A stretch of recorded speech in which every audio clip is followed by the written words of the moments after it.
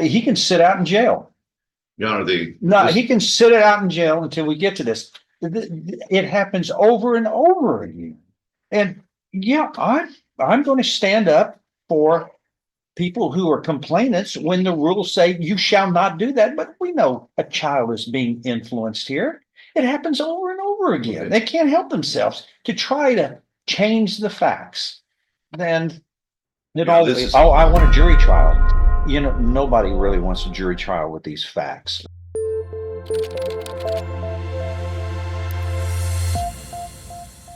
Elvin Bryant, 23-413-73 is next call.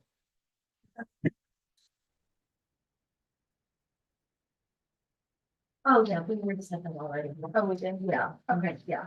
So Brennan will get the reset. What are we gonna do? we need that placed on trial. Okay, yeah. Here.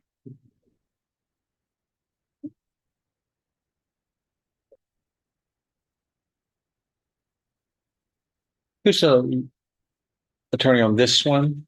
Elvin Bryant. I'll stand in for it. Thank you.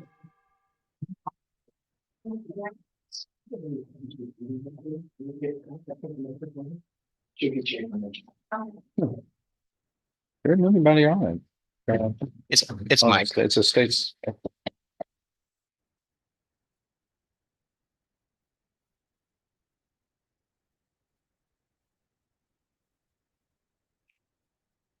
You can have a probable cause affidavit.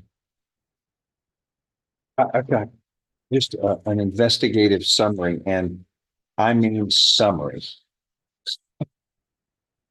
One sentence. It just. Judge, this I would almost bet that this was referred direct to grand jury. And I think the one thing we have is the expert summary from the medical doctor, Dr. Beach.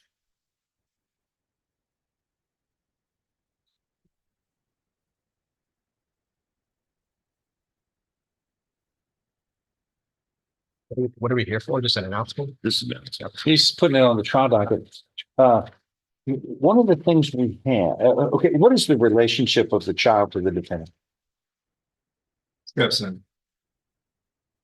Do you understand you cannot have any contact with this person, the child? Do you understand? See, here we go. There it is. There it is. Oh, I didn't know. Yeah, everybody knows. And that's why these cases get to trial, because of the influence that's being done. We find over and over again, they can't help themselves. They follow the rules. You cannot have any contact with a victim. That's across the board. But I know what happens. You get with them, before you know it, then the children feel guilty about your charges, because you're communicating with them, or people on your behalf are communicating with them. That's a condition of bond. It's always been. And he can sit out in jail. Your Honor, He can sit it out in jail until we get to this. It happens over and over again. And yeah, I'm going to stand up for people who are complainants when the rules say you shall not do that. But we know a child is being influenced here.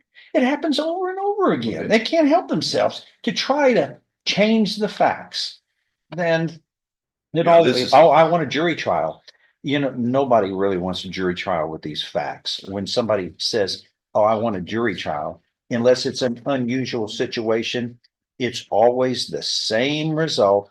They have communicated and gotten the poor child to feel guilty about everything and change their mind. but that's irrelevant to this case. This is a case in which CPS investigated it, and they made absolutely no finding of it.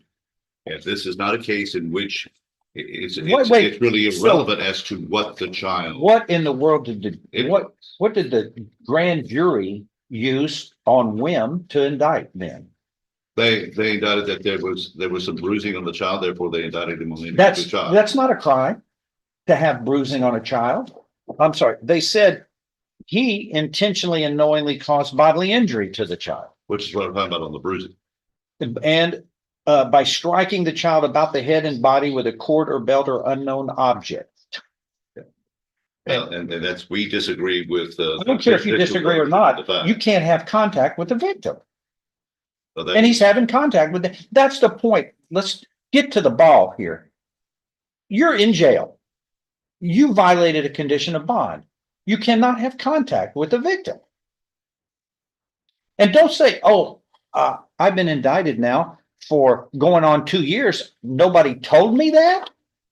Well, when you I want to know who was responsible for not telling the defendant that that's a condition of bond. It's the common conditions of all bonds set by the criminal district courts. You can't have contact with the victim. Who told you you could? well, I want to know. you asked me if the kid was what relationship. I said with my stepchild. I said, are you having contact? Yeah. Well, You said yes. sometimes I go home and pick them up from school, and then I I don't care what you do. You can't have contact with the child. I That's understand. Are you going to interrupt me too? That's what you do, isn't it? You're in control of the situation, of all your situations. When you're charged with a crime, the court is in control, not you. And I set the court orders. You defy them when you contact the child. And I don't care what kind of contact you want to call it. But when it's contact over time, yeah, then I know what happens. The child is encouraged to feel guilty about being in the middle of this. The poor children are like a taffy pull. I know. Well, I'm sure that this is terrible. I mean, the child has bruising on the around the neck and the upper body, and according to the grand jury, they allege you struck the child with something. But the point is you're looking at up to 10 years in prison. You don't have contact with the child. Give me the conditions of bond. What's his bond amount right now? Thank you.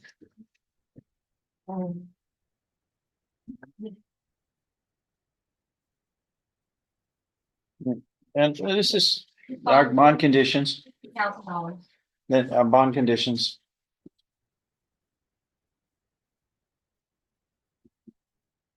This is bonded conditions you're subject to. Number 3, read that out loud. Read that out loud.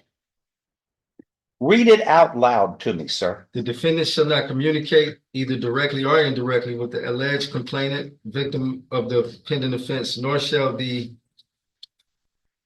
defendant go near any residence, school, job site, or other location frequented by the alleged complainant. How long you been picking up the child from school again?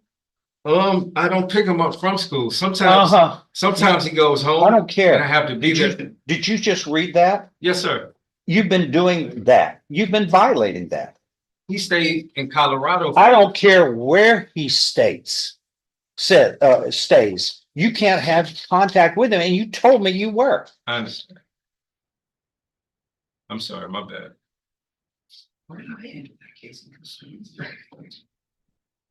Your bond is revoked. And in fact, you can't be trusted to have any contact. I'm not going to give you a bond.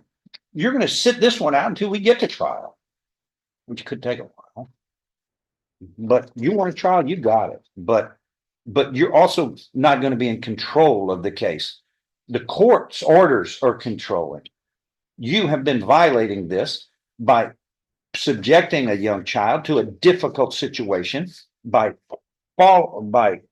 refusing to follow the court's orders. And I know what happens. It causes over time the child to completely change her or his version of the offense. They feel guilty about it. But it's not supposed to be that way. Children aren't supposed to be put in a situation like that by manipulation. And that's what you have. You manipulated the child. I just seen a picture. The child is scarred. Judge, I'm not sure he received a copy of those bond conditions. Then somebody else will be held accountable, but this or the court's orders on file for record. All defendants are subject to knowing them. And if the bondsman or their attorney fails to help them out with that, then maybe it's their fault.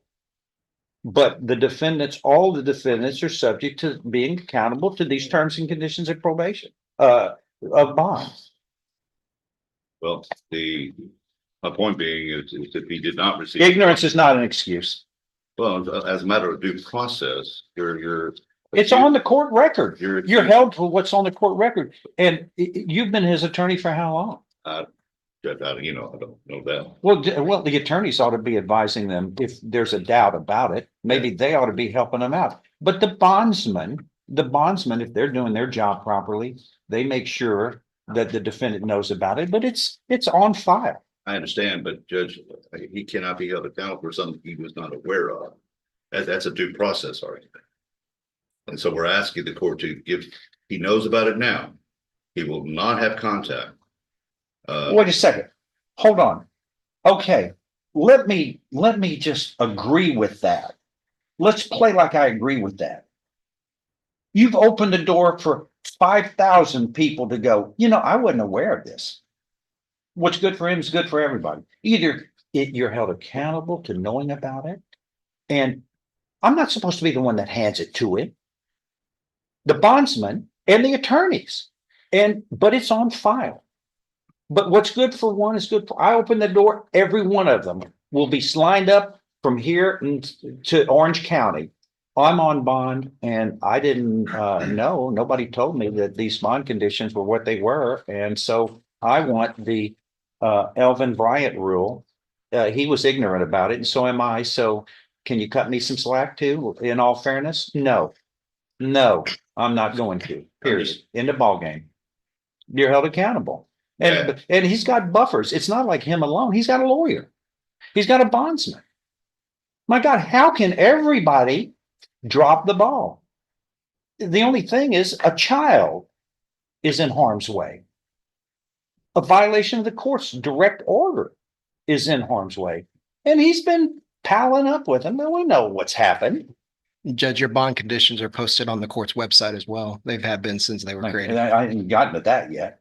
Yeah. So it's on the court. It's on the record. It's on the website. The bondsman, and if you want to get the bondsman involved with them and have them come up here, we're happy to have a hearing. And I want the bondsman to explain that he didn't go over those with him. And then I'll hear it. But I'm sorry, I opened the door for this, and everybody is going to say the same thing. I was ignorant to it. Sorry, I didn't know I wasn't supposed to do that. Well, Judge, And then we put what precautions, I supposed to be the one that delivers to them? No. Guys, that makes me so angry because we can't run this railroad by doing that. We have to have people understanding and appreciating the rules and following the rules. And here, he should have been aware of these rules by at least 3 different people. yeah, well, I would, my contention would be that, there should, I assumed that the process, that the system that was intact was that any bond conditions, the bondsman did in fact would go over them with him. That was my assumption. I would ask the court under these circumstances, I understand the court's ruling and I'm not arguing with it. I'm just saying if the court would consider raising the amount of the bond rather than no bond at all. And if you're going to put him in jail, allow him to make a bond. He's been on bond for how long?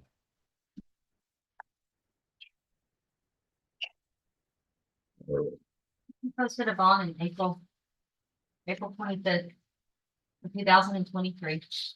Do what? Okay, yeah. April 25th, 2023. We're going on 2 years. Yeah.